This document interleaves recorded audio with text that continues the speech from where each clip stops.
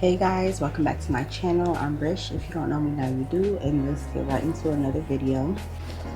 At a certain point, it's going to come a time where I just cut that out of my video, okay? I say it differently every time, and I guess that's, accurate, because I'm not going to have the same pitch or attitude every day. But anyways, y'all, so today, y'all, as you can tell by the title, I'm going to be talking about why I chose esthetician school, what made me get into esthetician school, what made me choose skincare, and what life looks like after esthetician school, where I'm at in my esthetician career at the moment. I really wanted to do this video because in my bio or on my page, as you can see, I highlight that I do travel, lifestyle, business, and health content, and I feel like I really slack on the business portion of my content, but I really do want that to be a strong suit for me because in the future I have so many plans.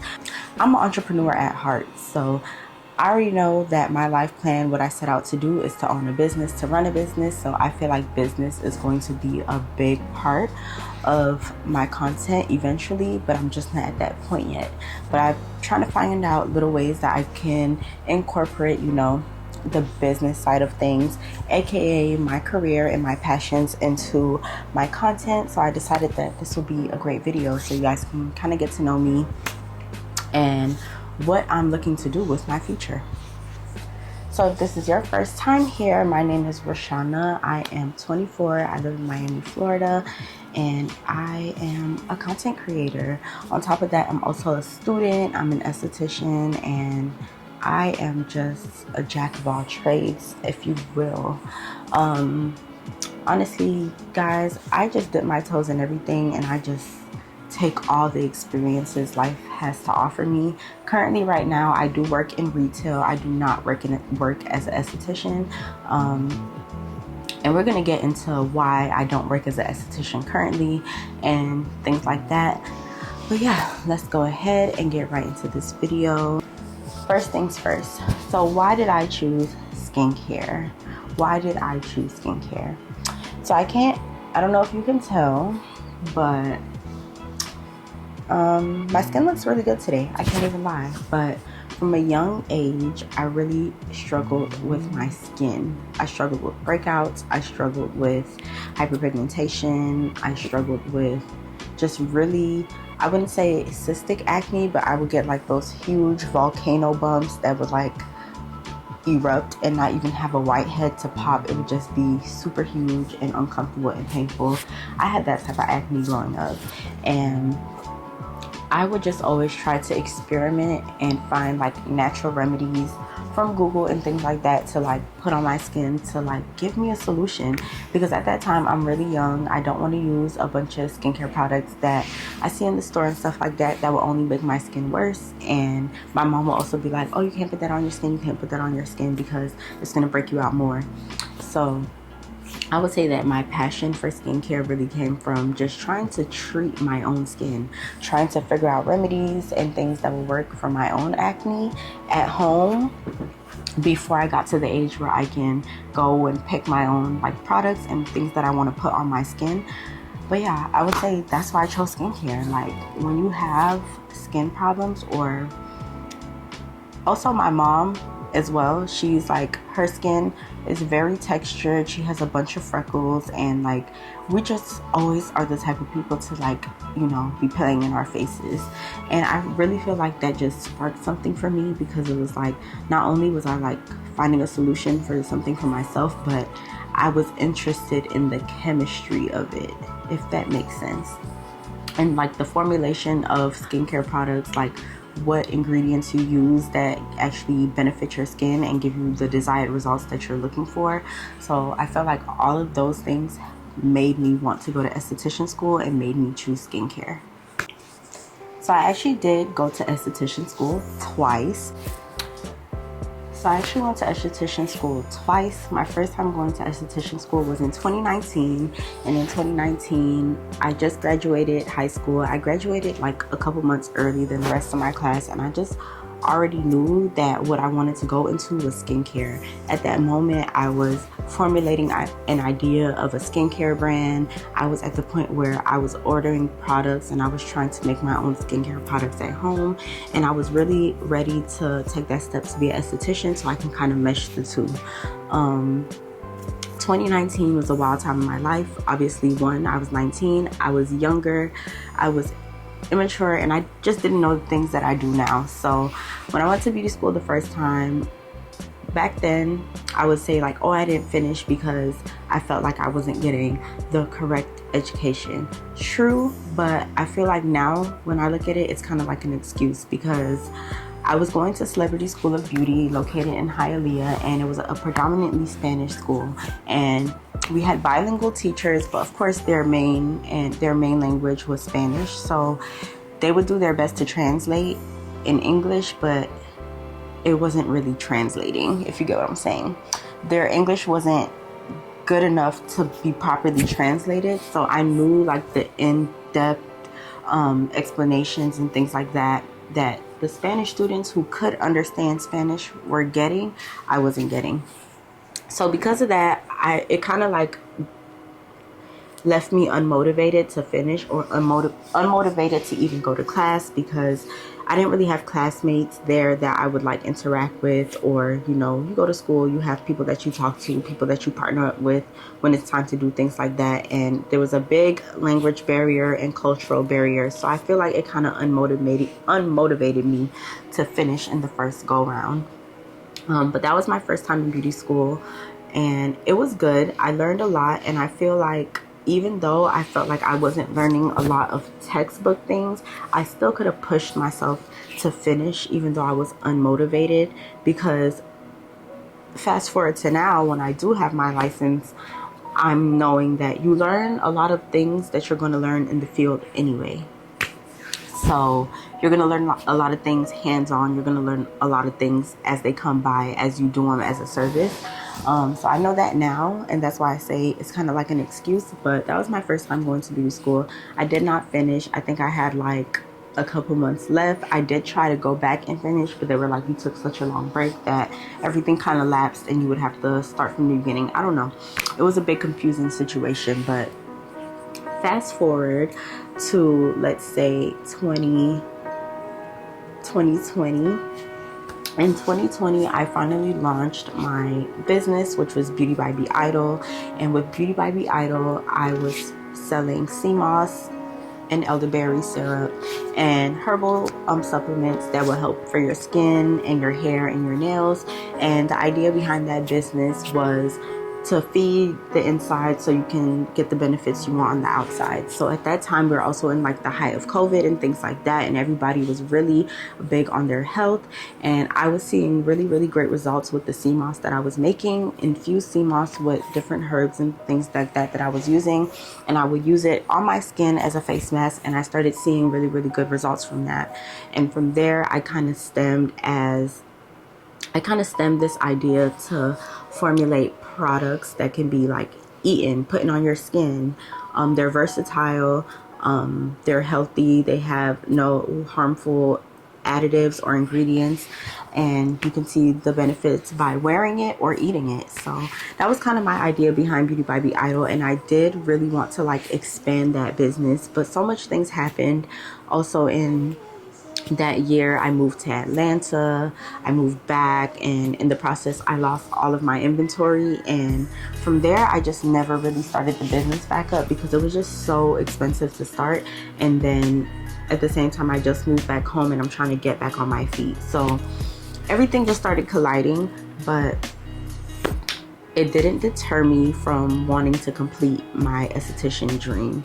While I was in Atlanta, I really wanted to go to esthetician school. I even toured an esthetician school. If you know about Elaine Sterling in Atlanta, in the Buckhead area, that's the school I toured, and I was actually getting ready to register for there. But in the midst of all of that, I ended up moving back home. So fast forward to 2024. Guys, 2024, I go to beauty school for the second time, and I do the esthetician course at Sheridan Technical College here in Florida, and that's in Hollywood, Florida. It's a great school. It's a school known for, they have a K through 12 program, but they also have a bunch of certificate degree programs. So they have like aesthetics, phlebotomy, LPN. They have a bunch of programs you can do, and I ended up doing my esthetician course there. It was a really short course, an 8-week course. And if you don't know, in Florida, and it depends on state to state, the esthetician requirements depend on state to state, how many hours you have to complete. So for Florida, the hour requirements were very, very short. So it was a very fast class where we really didn't learn a lot hands-on. And this is why I revert back to what I was saying when I said I didn't finish beauty school the first time, and it kind of felt like an excuse, because this time, like, the class was super short and we didn't really learn a lot in the class. We learned a lot of book stuff because I had an English teacher I could understand, but as long as hands-on stuff, we didn't really learn that much. So it just took me back to think, like, if I would have finished in 2019, fast forward to 2025 now, I could have had so many years under my esthetician career, because I finished school and I was learning and in the field for that many years. But nonetheless, everything works out the way that it's supposed to. So I graduated esthetician school in March of 2024. When 2024 started, I was like, okay, I'm not playing no games. Like, I've been home from Atlanta for a year now. I had been not doing my business for over a year now. It's been over 3 years since I've been to beauty school, and I've been saying I want to go back to school. So I was like, now's the time. I'm not wasting any time. It's time to go back to school. So when January came, I started getting myself enrolled, and then class started soon after that. It started like early February, late January, and then we were done by like late March, because it was only an 8-week course, so like 2 months. Super fun class, I'm not gonna lie. It was a super fun class, super short but super fun, and got the experience that I was really truly looking for out of beauty school, where I'm interacting with my classmates, we're working on each other, we're working together, we're doing demos, we're performing multiple services and getting them signed off by our teachers, and just really getting that hands-on practice on a consistent basis. So I really did like my short program at Sheridan Tech, I won't lie. But the downfall of those short programs, that they like the ones they have here in Florida, are when it's time to move to another state, or if you are thinking about moving to another state, it will be very, very hard to transfer that license. And 9 times out of 10, you might have to do, classes again, because Florida's requirement for hours are so little. But you can still go to a beauty school that gives you more hours. They give you more hours, and you can complete more hours, so that way if you are looking to transfer to another state, you kind of have more hours under your belt, but you would really have to talk to the school about that. So let's get more into the analytics of choosing esthetician school, besides the passion part of it, and just the love of skincare. I also found it to be a very lucrative business, especially right now when social media is booming and skincare products are booming now more than ever, because everyone is promoting skincare. Everybody is promoting their night routine, their morning routine, what they put on their skin. So skincare, body, and face is such a huge thing right now. So it's a very lucrative stream, I believe, and it can go very far as long as you have a really, really good product. Also, if you provide a really good service, waxing, microblading, lashes, makeup, all of these things go into the esthetician field. So I thought it would be a very lucrative field where I can test multiple things and I can see what I really like and what I can really bring out, where I can bring out my creativity. And I felt like in facials is my favorite thing to do. I feel like there's a lot of creativity in facials, because everybody's skin is different. Everybody's skin needs a different regimen. So this is where you can really get creative and build regimens, mix products, and get creative for your clients to give them the best results. Makeup artistry is another thing that I was focusing on in my esthetician career because just of the artsy side of it. It's something fun, something that I really didn't plan to get into, but once I did it a couple of times, like on other people, I really did fall in love with doing it.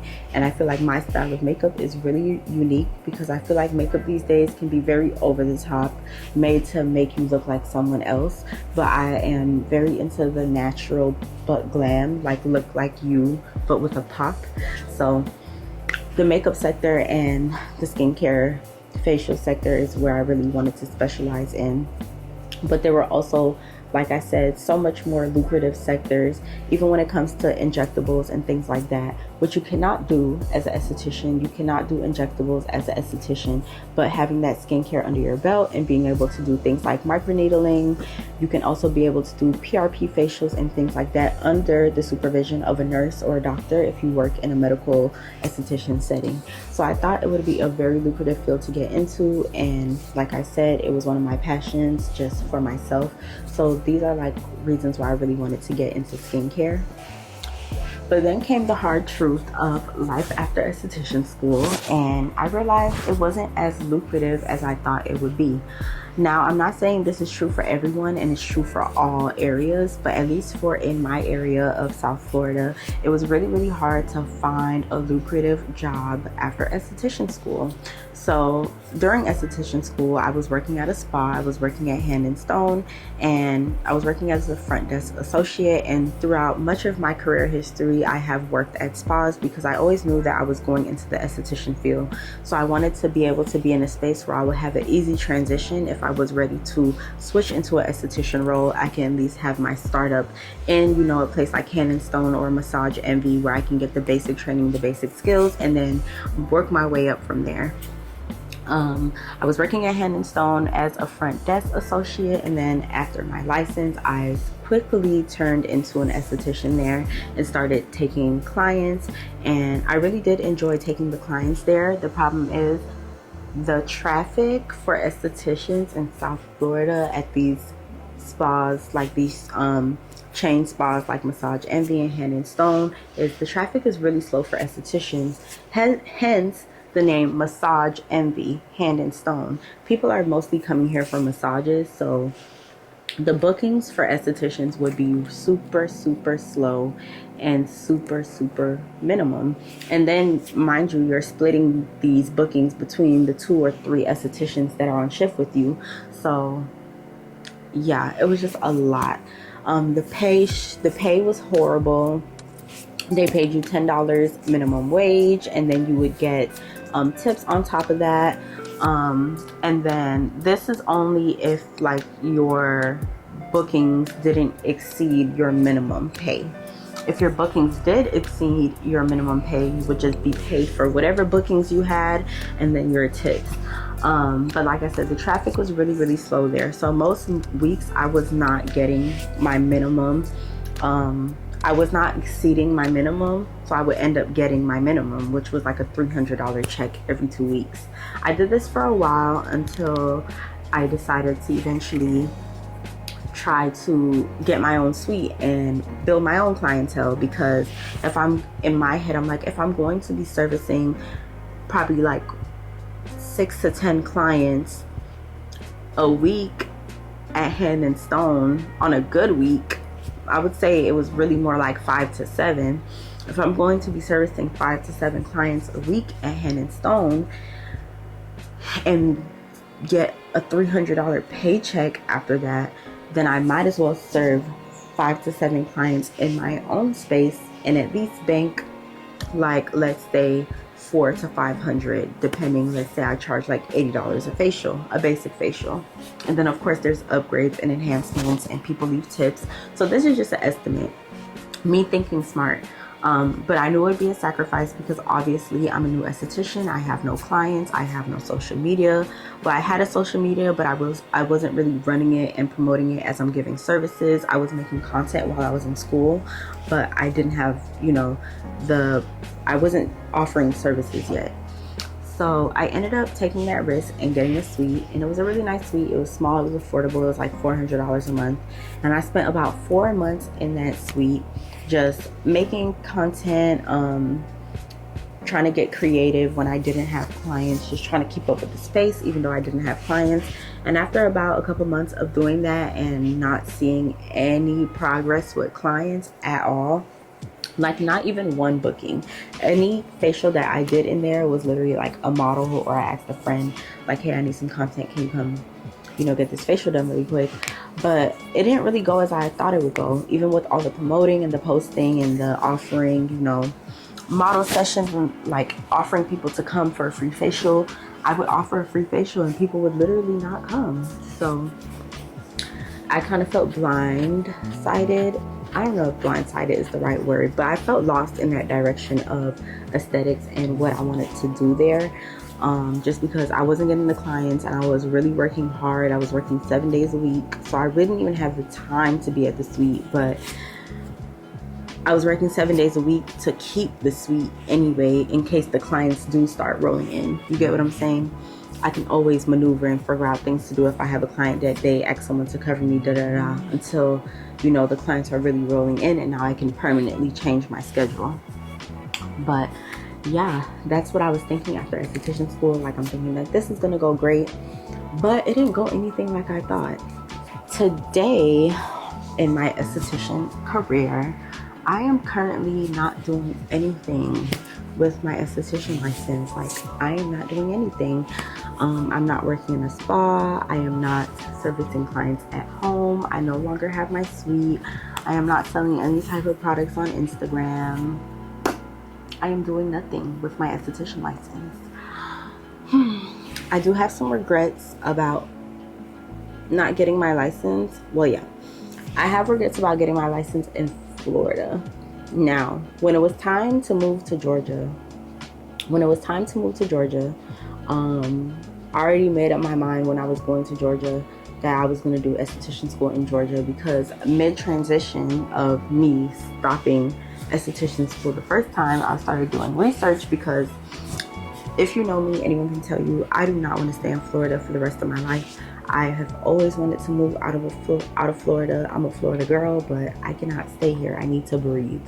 So with that being said, I started doing research to see like, okay, how do I transfer my license to Georgia when I'm done with beauty school? And I found out I couldn't because of the program requirement hours, how they're like so drastically different in Georgia that I would have to go back to school again. So that was another reason why I like decided to just stop going to beauty school. I'm like, oh, I'm about to up it to Georgia. Like, I'm gonna leave. I don't need to finish beauty school. Like, I'll finish it there or whatever.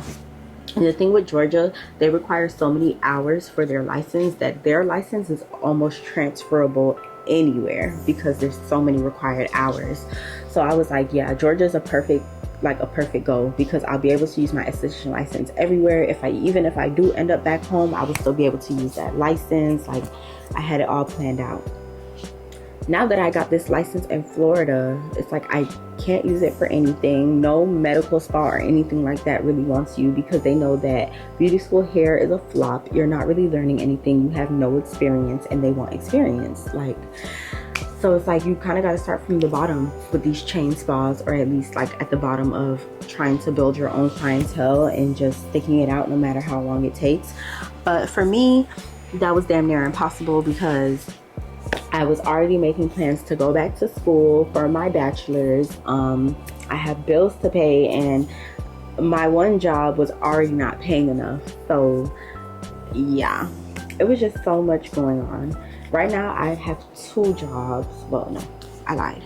I had 2 jobs. Once I left the spa, I started working at Mango, and I was also working at my dad's liquor store, and I was just hustling up, trying to, you know, pay for this suite, hope clients eventually rolled in, go to school, do content. I was just doing so much that eventually I just decided to get rid of the suite, because it's going on 3 months. I have not gotten a single client, and I know, like, it's like, dang, you gave up.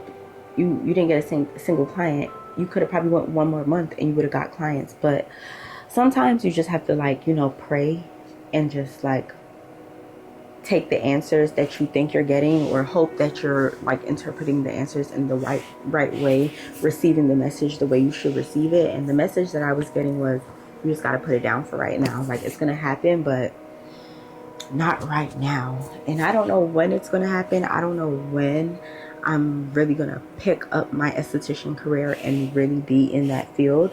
But I'm happy that I finished esthetician school, and I'm happy that I have it under my belt. One more thing I wanted to add was I also did get a job at Sephora after esthetician school. So you do have to be a licensed esthetician to be, I forgot what it's called, like a Sephora beauty specialist or whatever. So I did like services at Sephora. I would do makeup appointments at Sephora, waxing, things like that. Very good, but they hired me flex. I would get scheduled like 2 to 3 days out the entire month. Like I said, I have bills that I have to pay. Like, I'm not a little kid. Like, nobody is surviving off of that. So I didn't last too long there because the hours were just super ridiculous, like, and just super like all over the place. Like 1 month I'll be scheduled for at least 8 days, and then the next month it'll be 3, and then the next month it'll be 10, and then the next month it'll be 2, and I just couldn't take it. So I ended up leaving there because I felt like the only advantage of being there was being able to use all of their products to create the face that I wanted. But there weren't that many perks, if you ask me, besides probably the 40% discount. But honestly, I like my 40% discount at Mango more than I like my 40% discount at Sephora. Don't shoot me, don't shoot me. So yeah, that's just one thing else I wanted to add in there, as far as like jobs that I got after esthetician school.